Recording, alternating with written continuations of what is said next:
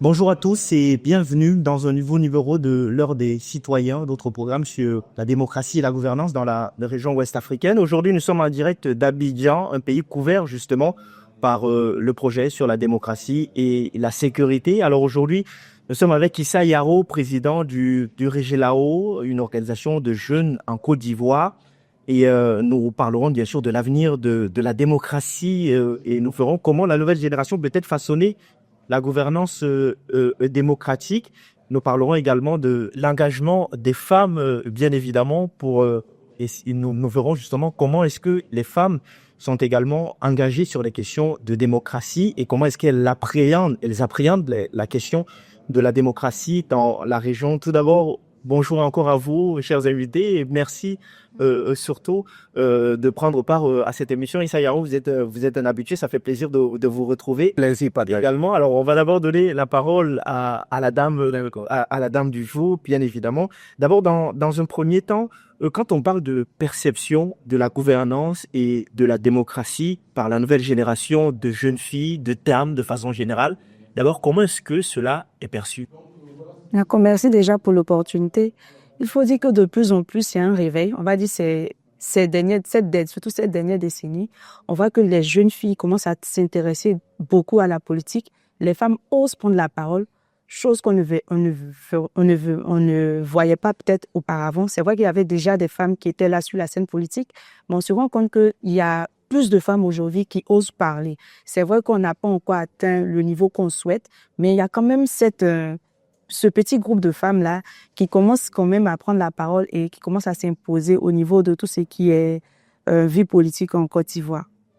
Et justement, Issa Yaro, quelle est la perception aujourd'hui des jeunes quand on parle de démocratie et de gouvernance ou de réinventer la démocratie et la gouvernance de notre région ouest africaine? Comment est-ce que les jeunes perçoivent cela précisément en Côte d'Ivoire?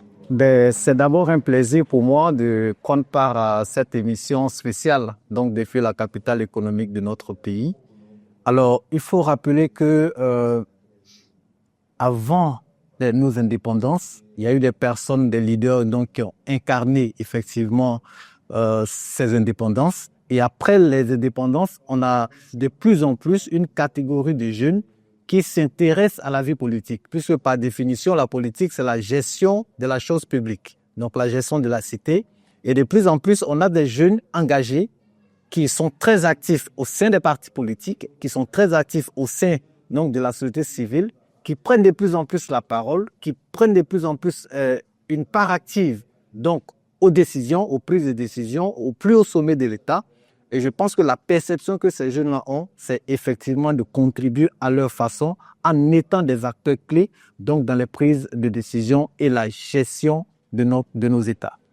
Alors aujourd'hui, quand on regarde la gouvernance, quel est le mode de gouvernance ou quelle est aujourd'hui la démocratie à laquelle aspirent des dames, des jeunes dans Oui, on va dire c'est une démocratie qui est inclusive parce que le constat, c'est qu'aujourd'hui, on a un réel besoin d'inclure les femmes parce qu'en Côte d'Ivoire, les femmes constituent près de la moitié de la population.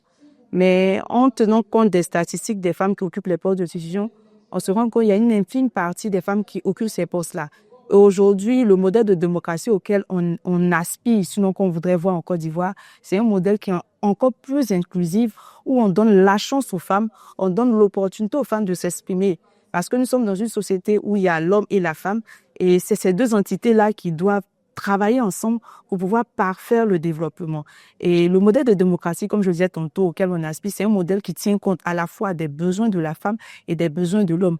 Et qui mieux d'autre que la femme peut elle-même parler pour le compte de la femme et défendre les intérêts de la femme. C'est pourquoi nous souhaitons que notre démocratie, qui est en marche en Côte d'Ivoire, c'est vrai que des efforts ont été faits par l'État, mais nous souhaitons que cette démocratie soit davantage inclusive, qu'elle inclue les femmes non seulement en tant qu'électrices, qu'on leur donne les moyens de pouvoir voter, mais également qu'on leur permette également d'être candidates aussi au même titre que les hommes. Et c'est un appel qu'on lance aux partis politiques et également au gouvernement, à toutes les institutions, de pouvoir accompagner les femmes vers ce besoin-là qui est de trouver des femmes leaders, sinon de former cette élite-là qui va représenter la voix des femmes au poste de décision. Mais justement, concernant aujourd'hui l'engagement des femmes en politique, comment est-ce que ça se mesure? À quel point, à quel degré aujourd'hui sont-elles engagées? Oui, je pense que les femmes sont engagées, Mais malheureusement, on ne les voit pas assez au poste de décision. Elles sont engagées au sein des partis politiques, on les voit à la mobilisation. Il faut simplement aller peut-être à une réunion de partis politiques et vous allez voir le nombre de femmes qu'il y a au sein des partis politiques. Malheureusement, elles n'occupent pas des postes de décision. Et c'est ce combat-là que nous sommes en train de mener. Voir davantage de femmes qui parlent, des femmes qui sont capables de s'asseoir à la table de décision et de parler. Sinon, les femmes sont engagées en politique, mais malheureusement pas à des postes de décision. Et voilà. Et justement, Issa Yaro, vous qui êtes au contact de jeunes, des hommes cette fois, finalement, quel est le degré d'engagement de ces jeunes pour un renouveau démocratique, mais aussi dans la gouvernance? Je pense que de plus en plus, les jeunes sont engagés. Donc, on les voit au sein des organisations de jeunes dans nos différentes villes.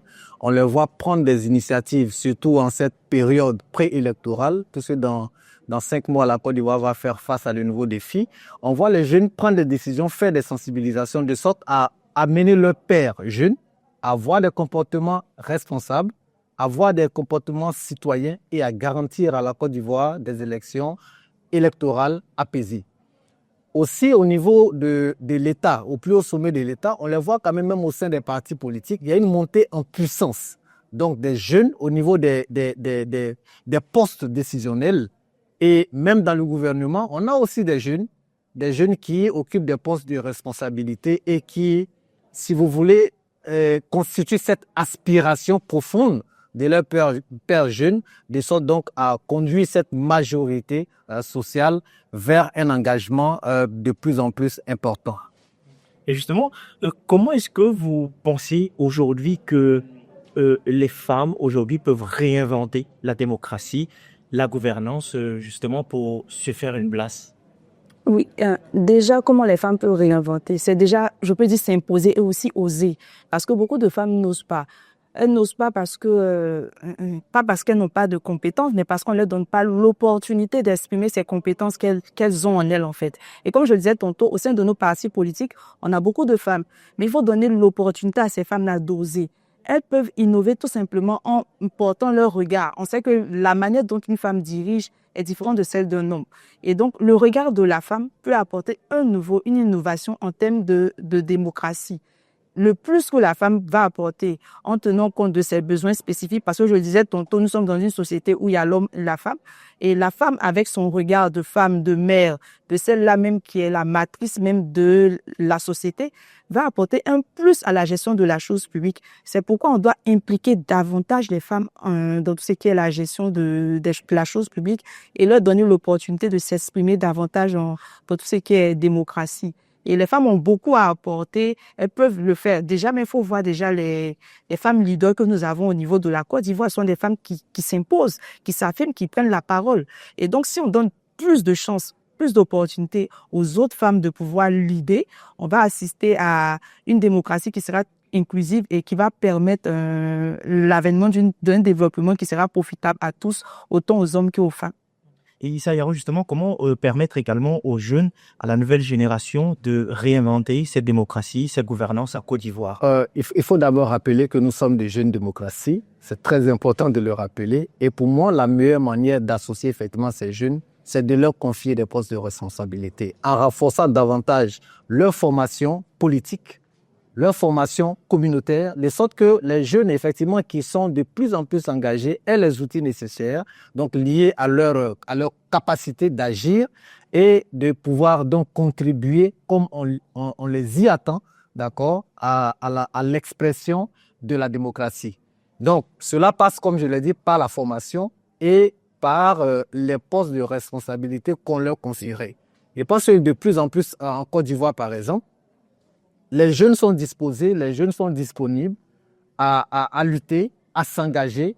Et nous le disions pendant le panel tout à l'heure, il faut juste un renforcement des capacités à leur niveau.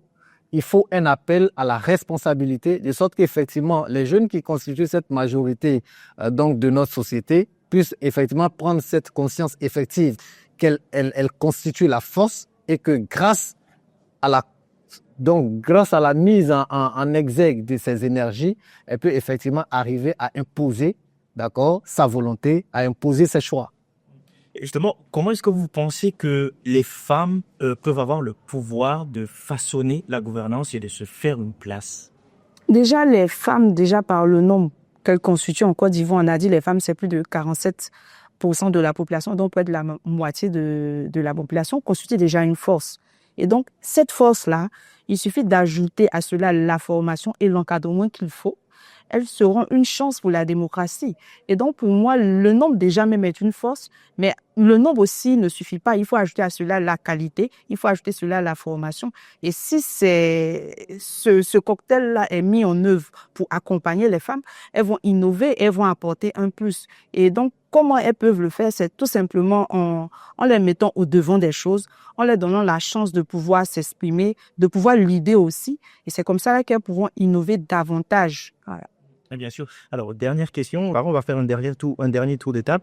Alors, comment est-ce que vous voyez l'avenir de la démocratie en Côte d'Ivoire quand on sait que la classe politique en Côte d'Ivoire reste toujours une classe politique plus ou moins vieille, sinon une classe politique qui est quand même là depuis très longtemps, alors qu'il y a des jeunes bouillonnants qui veulent s'imposer, qui veulent prendre le pouvoir. Comment est-ce que vous voyez l'avenir de cette démocratie, Ouari? Alors, là, je parle en qualité de jeune. Je pense que l'avenir pour la participation démocratique des jeunes dans notre pays est très prometteur.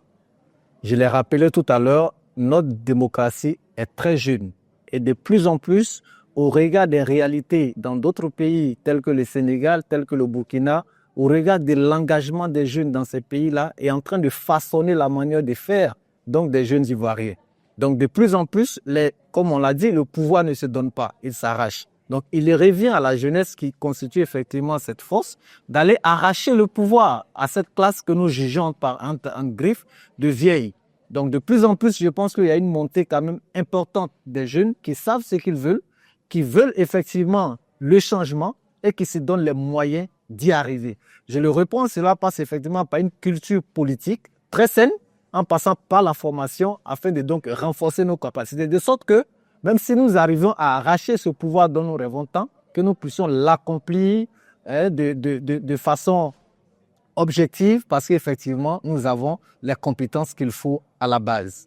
Donc, j'encourage les jeunes davantage à ne pas baisser les bras, à continuer de se former, à continuer de militer, à continuer de s'engager, à prendre les décisions avec courage et responsabilité et effectivement à aller chercher ce qui nous revient le droit.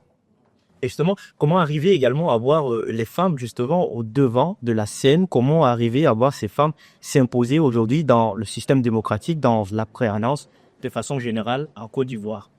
Oui, je pense que les efforts déjà qui ont été prévus par l'État ivoirien sont à saluer. Aujourd'hui, on a la loi sur le quota. C'est vrai qu'on voulait la parité, mais déjà, c'est une avancée pour nous quand on voit la loi sur le quota. Ensuite, je pense qu'aujourd'hui, les femmes, je le disais tantôt, surtout les jeunes femmes, commencent à s'intéresser aussi à la chose politique. Et pour moi, c'est déjà promoteur pour les femmes. On se dit que c'est un processus qui est en cours et qui a bien commencé. Déjà, on voit déjà les premières gemmes en fait de la chose. Et on se dit que d'ici quelques décennies, on va assister à une démocratie qui sera assez inclusive, où il y aura des femmes qui vont aussi prendre la parole. C'est vrai que déjà, nous avons des femmes qui sont là, qui sont des repères, qui représentent des modèles pour d'autres femmes. Mais on sait que à l'avenir, on aura davantage de femmes, plus de femmes qui seront au devant de la scène politique pour le bien-être de la démocratie en Côte d'Ivoire. Justement, comment arriver à motiver les femmes dans ce sens, qui sont souvent plus ou moins réticentes? Oui, motiver les femmes passe par, pour moi, c'est d'abord la formation. Il faut travailler aussi sur le développement personnel parce que c'est un aspect des choses qu'on néglige le plus souvent parce que je peux avoir des compétences, mais si je n'ai pas confiance en moi, je ne peux arriver à ne rien faire.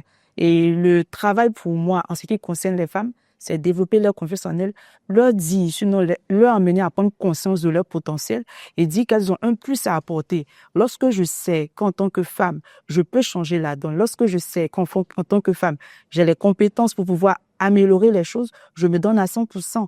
Et donc, c'est ce travail-là qu'il faut faire déjà avec les femmes.